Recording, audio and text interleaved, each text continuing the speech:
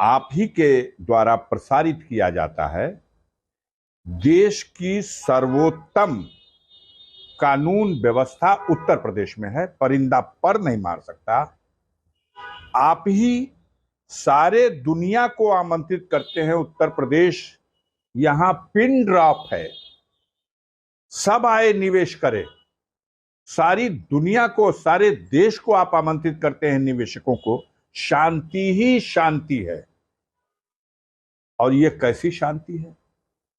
एक तरफ जहां प्रातः काल व्यवस्था है, भगवान शिव की पूजा के लिए भी ओम नमः शिवाय और ओम शांति, वहां आप अपना जो व्यवहार है उसको देखिए। किसी घटना को किस तरह आप प्रस्तुत कर रहे हैं। क्या आप ओम शांति का जो श्लोक उच्चारण कर रहे हैं, कितना उसमें ठीक उसका उल्टा विरोधाभास है। कहां है शांति? सारी दुनिया आए निवेश करे। क्या है वो माहौल उत्तर प्रदेश में? क्या यही वो देश की सबसे सर्वोत्तम और उत्तम कानून व्यवस्था है? अगर है तो आप बाजा बजाओ। देश की जनता इस व्यवस्था चलाने वालों का 2024 में बाजा बजा देगी। मैंने आपने एक गुहार लगाई थी न्यायालय से कि आपके छोटे भाई को खतरा है, उसी जेल में वो तीनों शूटर थे। देखिए, कई बार ये बात कही जा रही है। कल आज तक के आप ही के चैनल के दिल्ली के एक पत्रकार ने मुझको फोन करके कहा था। कल पटना के भी पत्रकार एक दो लोग आए थे, कल या परसों। लखनऊ से कई सज्जन आए। किसी तरह से घूम फिर करके मुख्तार का नाम भी लिया जाए तो अपनी तरफ से ले रहे हैं सब लोग कि नंबर उन्हीं का है, लेकिन अभी फिल्म कलर नहीं बन पा रही। कलर फिल्म जब बनेगी जब अफजाल अंसारी से भी कहलवाया जाए कि उनकी जान को खतरा है। मैं आपसे बता रहा हूं कि षड्यंत्र तो हो रहे हैं, अब हुए हैं, अब होते रहेंगे, लेकिन ईमान इस बात का है कि मारने वाले से बढ़कर है बचाने वाला। और दिन जब तय हो जाएगा तो घटनाक्रम सपने में भी किसी ने न सोचा रहा हो, घट गया। अनहोनी है जो घटना हुई उनके साथ, लेकिन अगर इसकी निष्पक्ष जांच होगी तो आप भी हो, मैं भी हूं। ये सारी स्क्रिप्ट सब पहले से तैयार थी। इतने शानदार वो वेपन जो मिले, और वो तीन ही मारे हैं। हमें तो कोई बता रहा था कि 5 लोग शूट किए, 3 के लिए ये भूमिका थी, जैसे सबके काम बांटे गए थे। उनमें 3 के लिए ये भूमिका थी। उनका ये रोल था कि तुम लोग जल्दी जल्दी जय श्री राम का नारा भी लगाना और सिलेंडर भी करना, और जब वो गिरे पड़े हों मरणासन स्थिति में तो दौड़ दौड़ के उनके ऊपर भी फायर भी करना, ताकि जल्दी जल्दी फिल्म भी बना के दिखाया जाएगा यही तीनों हैं, यही तीनों। और एक के सिपाही दो आदमी को अखबारी में ऐसे पकड़े जैसे कबड्डी का मैच खेल रहा हो। तो ये अभी जो असली उसमें जो शूट करने वाले थे, ये तो तीनों थे ही, इसके अलावा भी थे। ये जांच का विषय है कि उस समय, उस दिन किसके जिम्मे कानून व्यवस्था थी। देश के वरिष्ठतम वकील ने कहा है, एक हत्या अतीक अहमद और उनके छोटे भाई अशरफ की हुई और दूसरी हत्या कानून व्यवस्था की हुई। और आज ही मैं देख रहा था,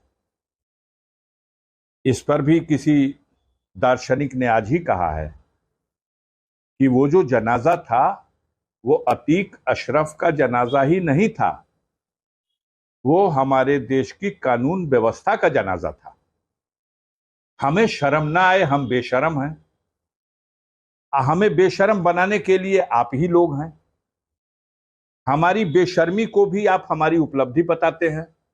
अरे साहब, आप तो बाप रे बाप, इसी तरह बाजा और गाजा बजता था रावण के अहंकार का भी, कंस के अहंकार का भी। इसी तरह का जब भी सत्ता की ताकत पर इस तरह की घटना को कोई न्याय कहता है तो कहीं ना कहीं ऊपर सबका भी मालिक बैठा हुआ है, हर हुकूमत का हाकिम भी बैठा है। उस पर जो राजनीतिक बयान आ रहे हैं उस पर क्या? अब राजनीतिक, अब हम लोग कहाँ हैं? हम का विशेषरगंज के मिर्चा के व्यापारी हैं? आप हमसे पूछेंगे तो हम बयान देंगे तो कहिएगा राजनीतिक बयान आ रहा, फिर कहिएगा भड़क गए थे, फिर कहिएगा अड़क गए थे। अब तो जुमले आपके हैं। राजनीतिक व्यक्ति से आप पूछ रहे हैं तो बयान किसका आएगा?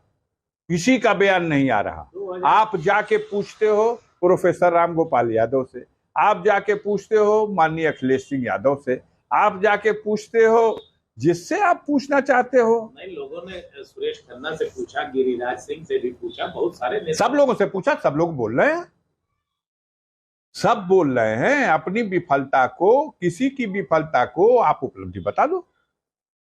आप ही तो आंकलन कर रहे हो कि इसका फायदा मिलेगा कि नहीं। मरवाओ, अगर फायदा मिल रहा मरवाने से, फायदा मिल रहा लोगों के घर गिराने से,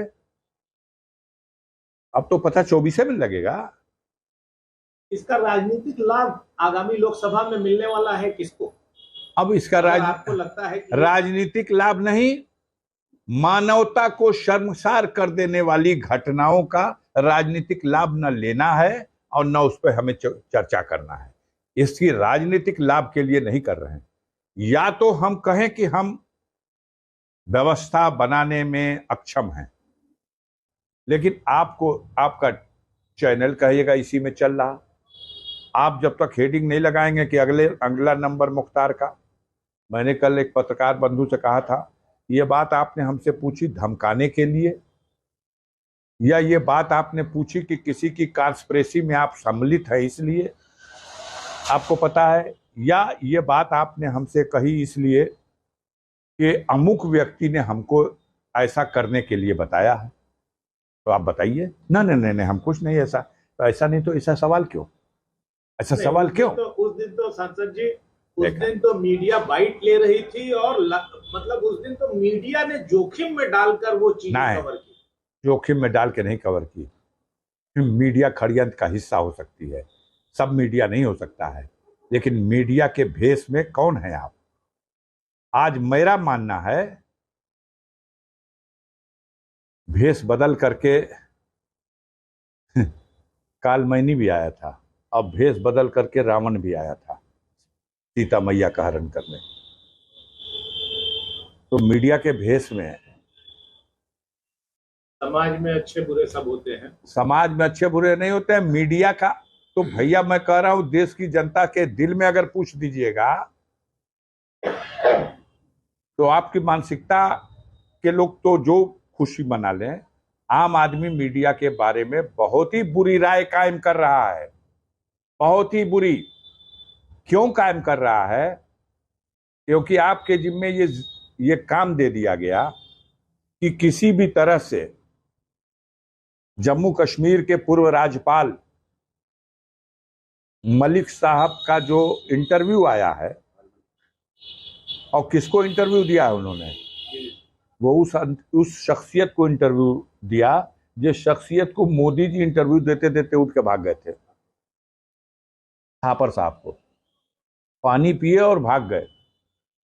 और मलिक का वो बयान जिसमें 2019 में पुलवामा की वो घटना जिसने देश को हिला दिया और मातृभूमि के 40 से अधिक वीर सपूत जिस घटना में जिनका बलिदान हो गया, उस घटना का रहस्य पर पर्दा उठता जा रहा और बहस इस पे रोकी गई है।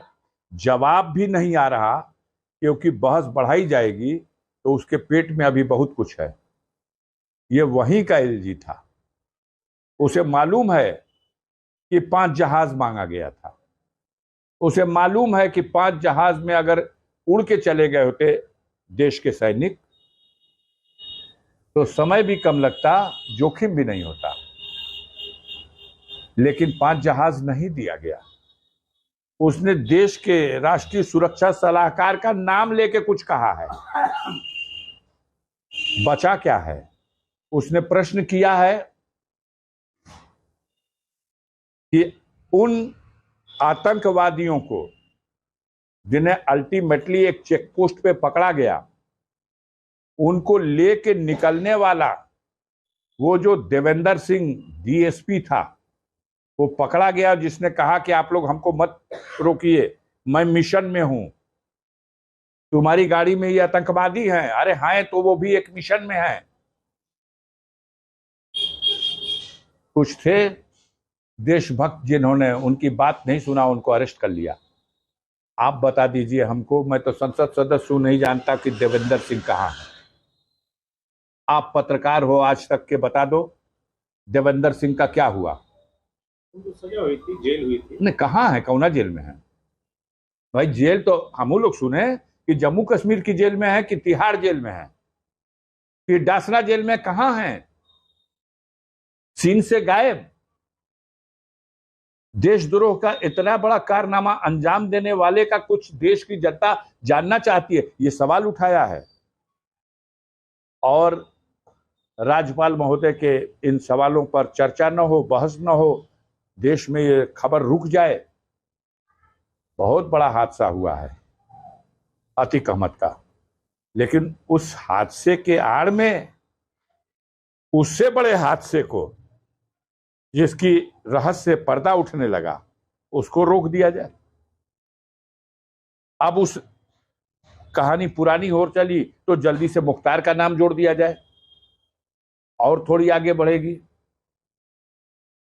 15 तारीख की स्क्रिप्ट पहले से लिखी हुई थी, दिन की घटनाक्रम क्या होगा और रात का घटनाक्रम क्या होगा। 5 जिले की फोर्स गाजीपुर में बुलाई गई थी जिस दिन आपका फैसला आना जी, और दिल्ली के मीडिया के लोग आए थे, मेरा इंटरव्यू लेके गए हैं। पटना आ गया था, लखनऊ आ गए थे, बनारस से आ गए थे।